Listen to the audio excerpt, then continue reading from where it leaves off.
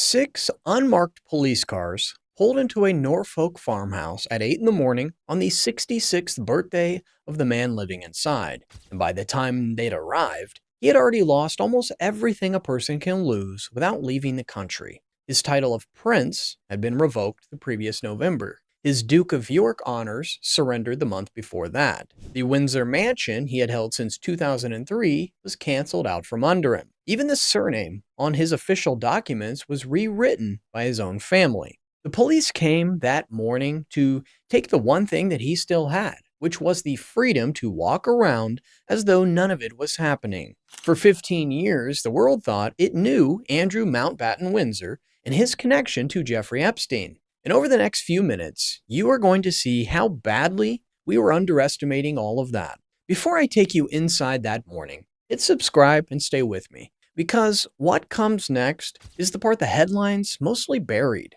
Wood Farm Cottage sits at the edge of the Sandringham Estate in Norfolk, the private royal property owned outright by King Charles. And it's where the king had quietly moved his brother in early February of 2026. The move was officially temporary, a placeholder while another farmhouse on the same estate, called Marsh Farm, was being prepared for him. But the symbolism was anything but temporary. Andrew's lease on the 30-bedroom Royal Lodge mansion at Windsor had been formally surrendered around him, partly because the family was no longer willing to keep subsidizing him on Crown land, and partly because the family was making increasingly visible efforts to put physical distance between the brother and the institution he had embarrassed. He was now living, by every measure that matters, at his family's discretion. On the morning of February 19th, his 66th birthday, 6 unmarked police vehicles arrived at the front of Wood Farm Cottage at roughly 8 o'clock, and they didn't arrive quietly.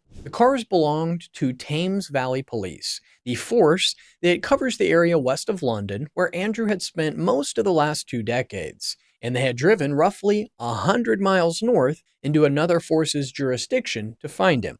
Under British law, the police are not allowed to publicly name a person they have arrested, so the official statement, issued shortly afterward, described only a man in his 60s from Norfolk who had been taken into custody on suspicion of misconduct in public office, which is a legal term for a public official corruptly abusing the powers of their position. King Charles named him just a few hours later in a statement that the king personally signed off on, rather than routing it through the palace press office, which is a kind of distancing the British monarchy almost never does in public. Charles said that the news had reached him with the deepest concern. He said the legal process had to be allowed to run its course. He said the family stood ready to fully cooperate.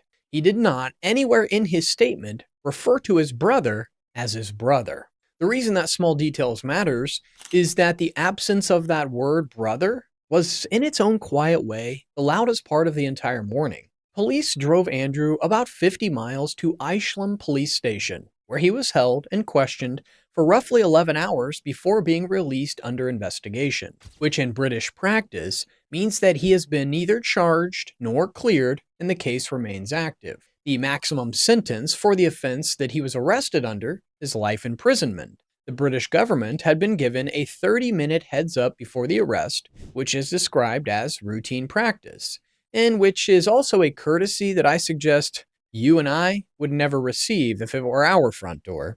He returned to the Wood Farm that evening in the back seat of an unmarked car. He was slouched, and he was photographed through the window by a press pack that had been waiting on the road since dawn. This was the first arrest of a member of the British royal family in living memory. There are technical arguments among historians about whether the right word is centuries or only generations, but the point lands the same either way. The mechanism the British monarchy has used for hundreds of years to keep its members on the right side of the law has never really been law in a technical sense. It has been a quiet collective assumption that the law would never be required in the first place.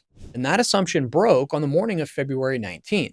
And the strangest part of all this, the part most headlines just buried inside paragraph 8 of the coverage, is what actually triggered the arrest. The officers on his driveway that morning had not been sent in response to photograph in Maxwell's London house, or to the BBC Newsright interview, or to the civil settlement, or to really any of the established controversies the public had been arguing about since 2015. They had been sent in response to a set of emails almost nobody had heard of 2 weeks earlier, and those emails were about a trade. Specifically, trade conducted during the years when Andrew was officially representing the British government on its overseas commercial interests, and was using that role on the evidence of the files that landed in early 2026 in ways the British government has now decided that it has to investigate as a possible crime. For a man who spent 15 years insisting in interviews that his friendship with Jeffrey Epstein was nothing more than an unfortunate social acquaintance, that is a meaningful reframe of the entire story. What it reveals about the friendship is professional and operational rather than purely social. And it lands Andrew in a position no British government has ever publicly had to deal with, which is a former prince being investigated for what he was actually doing on the job. The trove arrived without much warning. In early 2026, the United States Justice Department published more than 3 million pages of materials gathered during its long investigation of Jeffrey Epstein. And somewhere in that mountain of paper, in a section that had been looked at closely, were handfuls of emails that quietly rewrote the entire shape of the Andrew story. They were emails about trade from 2010 and 2011, and once they were read in sequence, they answered a question nobody had really been able to answer for 15 years, which was what Jeffrey Epstein was actually getting out of his friendship with the prince. Andrew held the position of the United Kingdom's Special Representative for International Trade and Investment between 2001 and 2011, a role that meant he traveled on behalf of the British government, met with foreign businesses and officials, and reported back on commercial opportunities the British state might want to pursue. The role came with a set of legal obligations. Trade envoys are bound by confidentiality on the sensitive commercial and political information they encounter, and that obligation is reinforced by the Official Secrets Acts of 1911 and 1989. Every person who has held the role has signed paperwork acknowledging that. In November of 2010, one of Andrew's special advisors, a man named Amir Patel, sent Andrew an email with 4 attached documents covering his recent official trips to Hong Kong, Shenzhen, Singapore, and Vietnam. Within 5 minutes of that email landing in his inbox, Andrew had forwarded the entire package, with all 4 attachments still attached, to Jeffrey Epstein. Those 5 minutes contained internal trade reports from official British government visits, going directly to a man who had, at that point, had been a registered offender on American records for 2 years. A pattern is the right word for what those emails establish, because it was never a single slip. On Christmas Eve of the same year, while most of the country was wrapping presents, Andrew sent Epstein a separate document, this one a confidential briefing prepared for him by the British Provincial Reconstruction Team in Helmand Province, Afghanistan. That's where British troops were actively deployed at the time. That briefing described what its authors called high-value commercial opportunities in Helmand, including identified deposits of gold, uranium, and other minerals. Andrew described the document in his own forwarding note as confidential, and he sent it anyway, which is the part of the file that gets harder to walk past on a second reading. 2 months later, he wrote to Epstein about a private equity firm that he had just visited, mentioning that he had been thinking of Epstein during the meeting because Epstein, on Andrew's own description, was hunting for somewhere to put money. A man who has casually attended a few parties doesn't arrive at a private equity meeting mentally inventorying which deals his friend, the convicted offender, might want to put money into.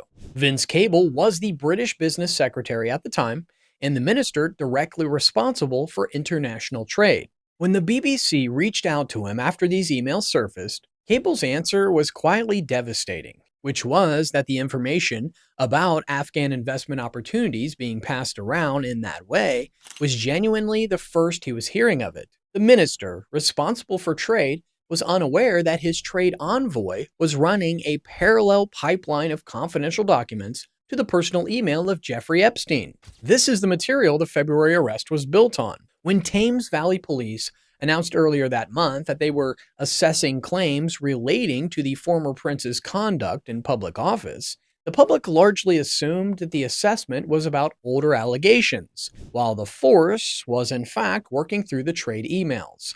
By the 19th, the assessment had become a full investigation, and the investigation had brought officers to his front door on his birthday. Misconduct in public office is one of the older and stranger offenses in British law, and prosecutors usually avoid it because it's genuinely difficult to prove. The interesting thing about this charge in Andrew's case is the threshold the police had to clear to even open an investigation. They had to be satisfied with the evidence in front of them that a former prince of the United Kingdom was, in their professional assessment, a former public officer who might have committed a serious offense in the conduct of his official role. That alone is a sentence the British Constitution would have struggled to produce 20 years ago, and it's now sitting in police paperwork. The emails explain the arrest, and the arrest is the part of the story that finally reached the legal system. What the emails do not explain by themselves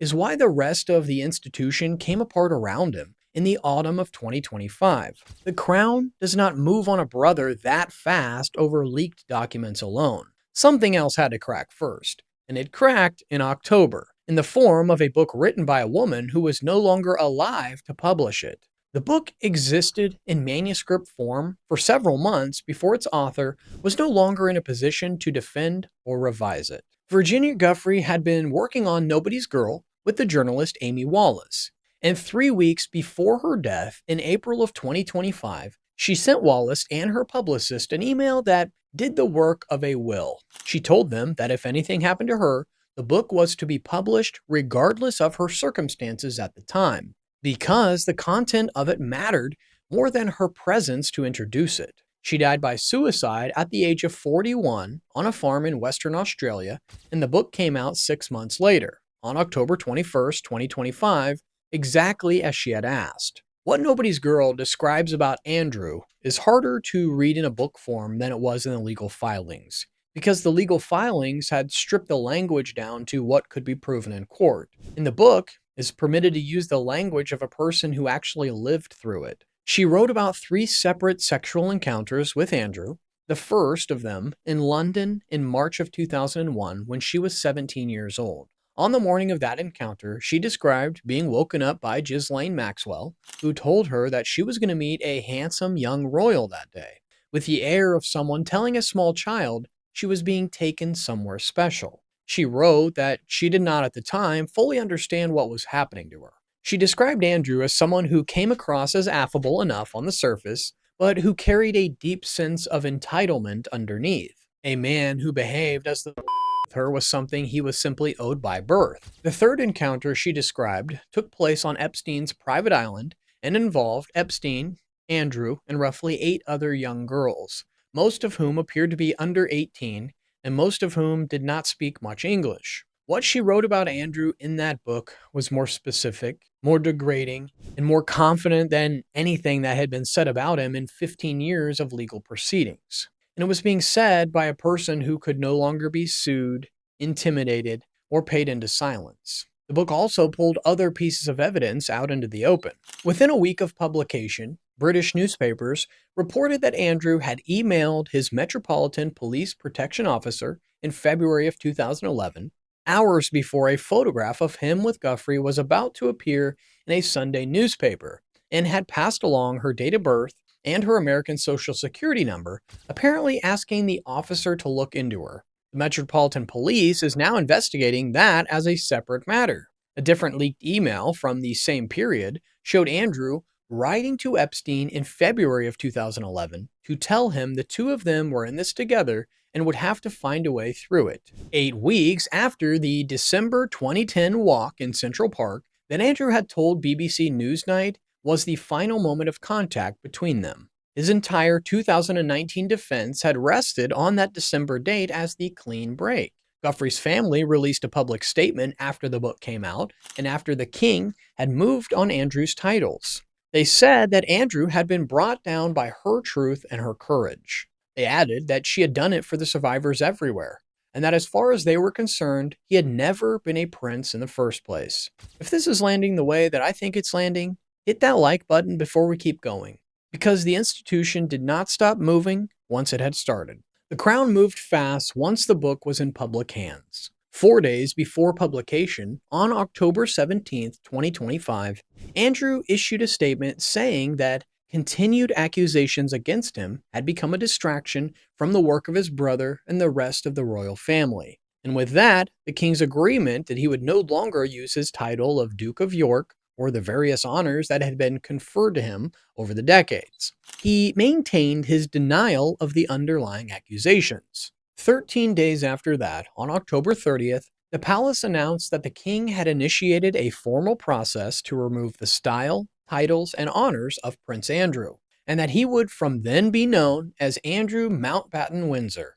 The reason that timing matters is that the British crown does not move on its own children in less than 2 weeks for nothing. From the publication of Virginia Guthrie's book to the king formally initiating the removal of his brother from the royal style and titles he had held since birth, 9 days had passed. That's the speed of institutional response the modern monarchy genuinely does not have in its muscle memory. The announcement on October 30th was only the beginning of a sequence of formal cancellations that ran into December, and that sequence reached parts of the British honor system that are really not designed to remove anyone at all. What the British public watched happen between late October of 2025 and early December of the same year was something the modern monarchy had not really been engineered to do, which was to dismantle one of its own members in public in pieces on a published timeline.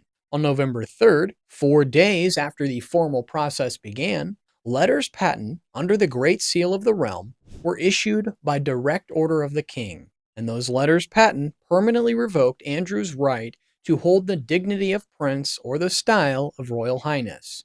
The mechanism used was that same one that creates royal titles in the first place. It's only run in reverse. And as far as the British government's official record of peerage is now concerned, Andrew is no longer a prince in any legal sense at all. The Dukedom of York had already been cancelled from the roll of peerage in the same period. The cancellations, though, did not stop there. On December 2nd, the king issued separate directives cancelling Andrew's appointment as a knight companion of the most noble order of the Garter, which had been conferred on him in 2006, and his appointment as a Knight Grand Cross of the Royal Victorian Order, which had been conferred in 2011. His name was formally erased from the registers of both orders. The Order of the Garter is the senior order of chivalry in the British honor system, and it dates back to 1348, which means it had been running continuously for 678 years before it had to physically rub a member off its own books.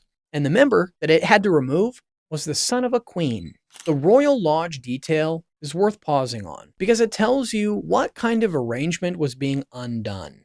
Andrew signed his 75-year lease on the 30-bedroom Royal Lodge mansion in Windsor of 2003. He paid £1 million for it up front, and after that point, the terms of his own lease required nothing more than what is called a peppercorn rent of 1 peppercorn per year, if and only if it was actually demanded. And the phrase, in British property law, is literal. He had been living at minimal cost in a 30-bedroom mansion on Crown land for 22 years, on a lease that was meant to run until the year 2078. And the family quietly extracted him from that lease and moved him to a farmhouse on Sandringham within a few months of the book coming out.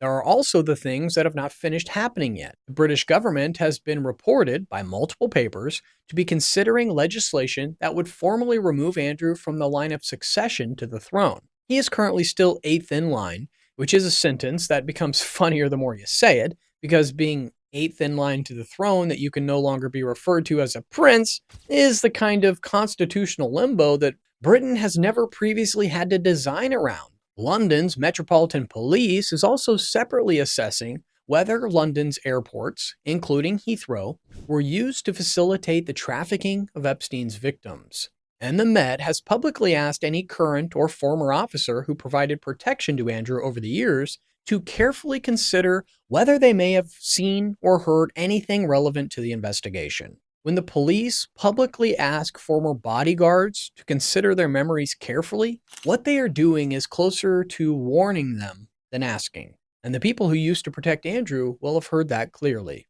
Then there is what Andrew has so far refused to do.